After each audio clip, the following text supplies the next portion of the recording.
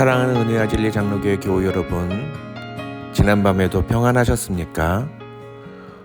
오늘도 주님께서 여러분의 삶 가운데 은혜와 기쁨을 충만하게 내려주시기를 주님의 이름으로 축원합니다. 오늘 새벽에 만나 본문은 사무엘하 16장입니다. 그 중에 5절부터 13절을 제가 읽어드리겠습니다. 다윗 왕이 바울임의 이름에 거기서 사울의 친족 한 사람이 나오니 게라의 아들이요 이름은 시므이라. 그가 나오면서 계속하여 저주하고 또 다윗과 다윗 왕의 모든 신하들을 향하여 돌을 던지니 그때의 모든 백성과 용사들은 다 왕의 좌우에 있었더라. 시므이가 저주하는 가운데 이와 같이 말하니라. 피를 흘린 자여, 사악한 자여, 가거라 가거라. 사울의 족속의 모든 피를 여호와께서 내게 돌리셨도다. 그를 이어서 내가 왕이 되었으나 여호와께서 나라를 내 아들 압살롬의 손에 넘기셨도다. 보라, 너는 피를 흘린 자이므로 화를 자초하였느니라 하는지라. 수르야의 아들 아비새가 왕께 여짜오되 이 죽은 개가 어찌 내 주 왕을 저주하리까? 정하건대 내가 건너가서 그의 머리를 베게 하소서 하니 왕이 이르되 수르야의 아들들아, 내가 너희와 무슨 상관이 있느냐?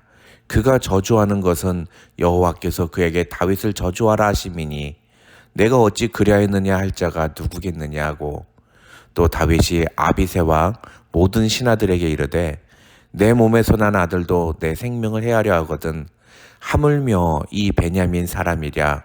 여호와께서 그에게 명령하신 것이니 그가 저주하게 버려두라.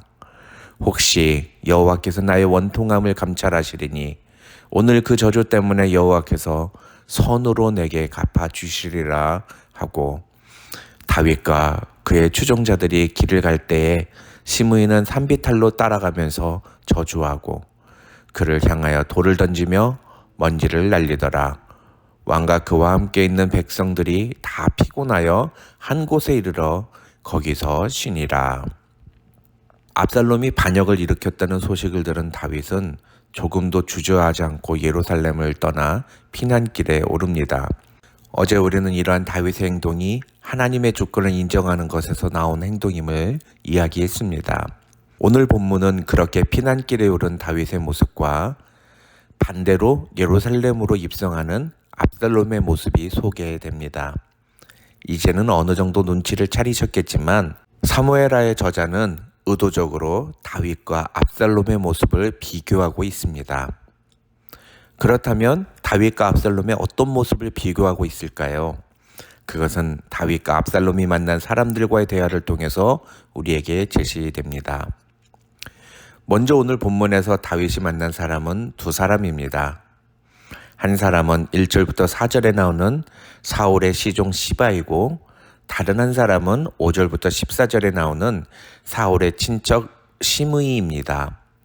사울의 종 시바는 앞서 9장에서 다윗이 요나단의 아들 무비보셋을 찾을 때 등장했던 사람입니다. 그때 이 시바는 자기가 누리고 있던 모든 것을 하루아침에 무비보셋에게 빼앗겼습니다. 사실은 그 모든 것이 자기의 것이 아니라 무비보셋의 것이었는데, 시바는 마치 그것이 원래부터 자기 것이었는데 다윗 때문에 무비보셋에게 빼앗긴 것처럼 생각했던 것 같습니다. 그래서 시바는 다윗에게 뇌물을 바치면서 그의 호감을 사려고 노력하고, 무비보셋에 대해서는 거짓말로 이간질을 함으로써 자신이 빼앗겼던 모든 재물을 다시 다 되찾으려고 노력합니다. 안타까운 사실은 다윗이 시바의 이런 거짓에 놀아났다는 겁니다. 왜 그랬을까요? 아마도 당시 급하게 피난길에 오르면서 상당히 지쳐 있었던 다윗의 상황과 또 때마침 그때 시바가 먹을 것을 준비하고 나타남으로써 시바에 대한 경계심이 풀어졌기 때문이 아닌가 생각합니다. 어찌됐건 우리는 평상시였다면 당장에 무비보셋을 불러다가 진위 여부를 가릴 수 있는 그런 거짓말인데도 불구하고 상황이 상황인지라 시바의 뇌물과 거짓말에 쉽게 넘어가는 다윗의 모습을 보면서 인간의 판단력이라는 게 얼마나 불확실하고 부정확한 것인지를 다시 한번 생각해 보게 됩니다. 그 다음 다윗은 사울의 친족인 시므이라는 사람과 마주하게 됩니다. 시므이는 피난길에 오르는 다윗을 향해 저주를 퍼붓습니다. 시므이가 하는 저주의 말들은 모두 사실이 아닌 오해에 기반한 말들이었기 때문에 다윗의 입장에서는 억울하게 느낄 수도 있는 일이었습니다.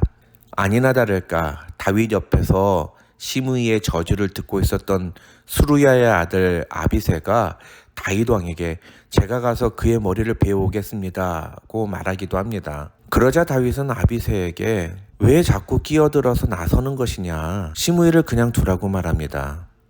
그러면서 내 몸에서 난 아들도 나를 죽이려고 하는데 하물며 이 베냐민 사람은 오죽하겠느냐면서 저 사람이 저러는 것이 하나님이 허락하신 일이라면 어쩔 수 없는 일이고 만약 그게 아니라면 내가 원통한 것을 하나님도 아실 테니 하나님께서 나의 원통함을 선으로 갚아주실 것이라고 이야기합니다.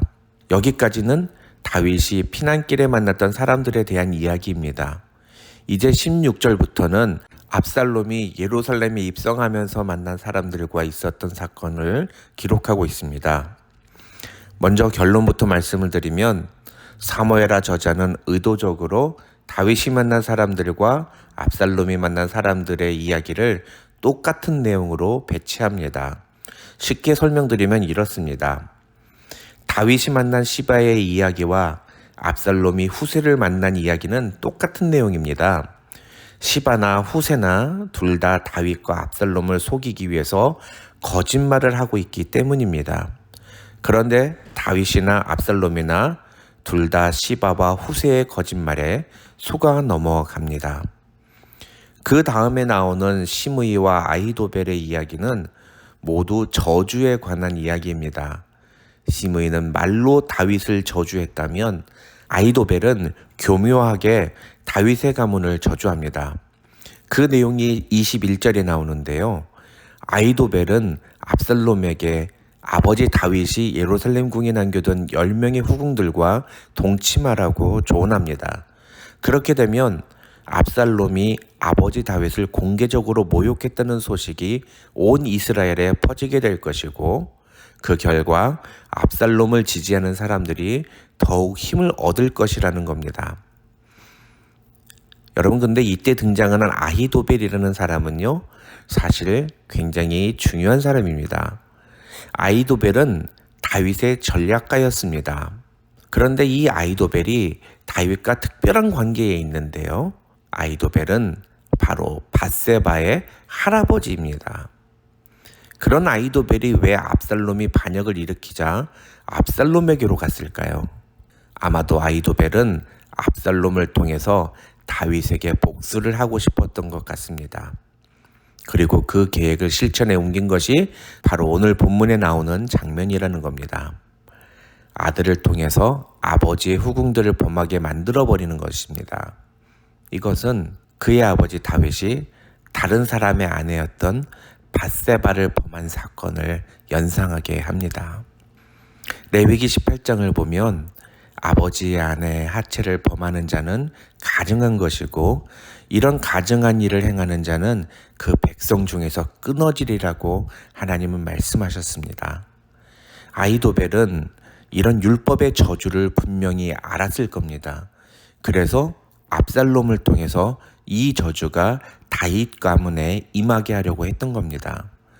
자기의 손녀딸에게 저지른 다윗의 죄악을 다윗의 아들을 통해서 갚으려는 아히도벨의 무서운 계략이 숨어 있었다는 겁니다. 그런데 여러분, 바로 이 지점에서 중요한 것이 23절입니다. 23절을 보시면 아히도벨이 베푸는 계략은 사람이 하나님께 물어서 받은 말씀과 같은 것이라는 표현이 나옵니다. 다시 말하면 아히도벨이 내놓은 계략들은 마치 하나님께서 주신 것과 같이 사람들이 여겼다는 겁니다. 그런데 아히도벨의 계략이 진짜 하나님이 주신 계략이었습니까? 아닙니다. 그것은 절대적으로 개인의 복수심에서 비롯된 계략이자 저주였습니다. 그런데 아히도벨의 말을 들은 사람들은 아히도벨의 말이 마치 하나님이 주신 말씀처럼 여겼다는 겁니다. 그에 반해 다윗은 어땠습니까?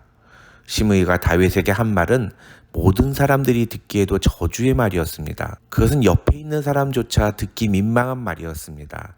그런데 다윗은 그런 시므이의 말을 하나님이 허락하셔서 하는 말이라고 생각합니다. 자신을 향한 저주의 말을 들으면서도 하나님의 뜻을 먼저 생각하는 다윗의 모습과 겉으로는 자기를 위해서 하는 말인 것처럼 보이지만 사실은 그 말이 자신을 저주하기 위한 것인 줄도 모르고 그걸 하나님이 주신 계략처럼 여기는 압살롬의 모습은 이 두 사람의 결말이 어떻게 될지를 짐작하게 합니다. 다윗은 사람의 말에 일희일비하지 않고 자신에게 일어나는 모든 상황을 하나님이 주관하신다고 믿음으로 고백합니다. 그리고 그의 믿음대로 하나님은 다윗을 지켜주시고 보호해 주십니다. 그러나 겉으로 보기에는 자신의 왕권을 강화하고 자신을 지지하는 지지자들의 사기를 높이는 것처럼 보였지만 사실은 자신을 멸망하게 만드는 아히도벨의 계략을 마치 하나님이 주신 말씀처럼 여기고 그대로 실행하는 압살롬은 나중에 아히도벨이 아닌 후세의 말에 넘어가서 결정적인 판단 미스를 저지르게 되고 그 결과 죽음에 이르게 됩니다. 오늘 본문이 우리에게 주는 메시지는 아주 선명합니다. 우리에게 들리는 여러 가지 말들 속에서 무엇이 진짜 하나님의 말씀이고 무엇이 가짜인지를 분별하는 것이 매우 중요하다는 것입니다. 그것을 분별하면 우리는 하나님의 보호하심과 하나님의 도우심을 경험할 수 있습니다. 그러나 그것을 분별하지 못하면 우리의 인생은 결국은 멸망의 길로 갈 수밖에 없는 것입니다. 그런데 여러분, 이러한 분별은 우리의 지식이나 경험에 의해서 쌓이는 것이 아닙니다. 무엇이 하나님의 말씀인지를 분별하는 능력은 영적인 통찰력이 우리에게 있을 때만 가능한 것입니다. 사도 바울은 고린도전서 2장에서 영적인 일은 영적인 것으로 분별이 가능하다고 이야기합니다. 그러면서 영적인 것을 분별하는 것은 오직 성령을 통해서라고 우리에게 이야기합니다. 그런데 우리는 이미 성령을 모시고 사는 사람들입니다. 그러면 우리는 누구나 다 쉽게 하나님의 말씀을 분별할 수 있을까요? 안타깝게도 그렇지 않습니다. 우리가 성령님의 뜻대로 순종하려고 노력할 때에만 우리는 우리 안에 계신 성령님의 도우심으로 영적인 일을 분별할 수가 있습니다. 로마서 8장 5절에서 바울은 육신을 따르는 자는 육신의 일을, 영을 따르는 자는 영의 일을 생각한다고 말하면서 곧이어 7절에서 이런 말을 합니다. 육신의 생각은 하나님과 원수가 되나니 이는 하나님의 법에 굴복하지 아니할 뿐 아니라 할 수도 없음이라. 다시 말하면 우리는 비록 성령을 모시고 사는 사람들이지만 우리가 성령을 따르는 일을 하지 않고 우리의 육신이 원하는 대로 생각하고 행동한다면 우리는 하나님이 기뻐하시는 것이 무엇인지를 생각하지도 못하고 그것을 깨닫지도 못한다는 것입니다. 그래서 우리는 매 순간마다 하나님이 원하시는 것이 무엇인지, 성령께서 기뻐하시는 행동이 무엇인지를 늘 생각해야 합니다. 어떤 일을 하든지 하나님이 원하시는 대로 살겠노라 결심해야 합니다. 그럴 때에 순간순간 우리 눈에 보이고 우리 귀에 들리는 것들이 하나님의 말씀인지 아니면 사람의 계략과 거짓인지를 분별할 수 있도록 성령께서 우리를 도와주십니다. 이런 은혜가 저와 여러분 가운데 함께 하시기를 주님의 이름으로 축원합니다.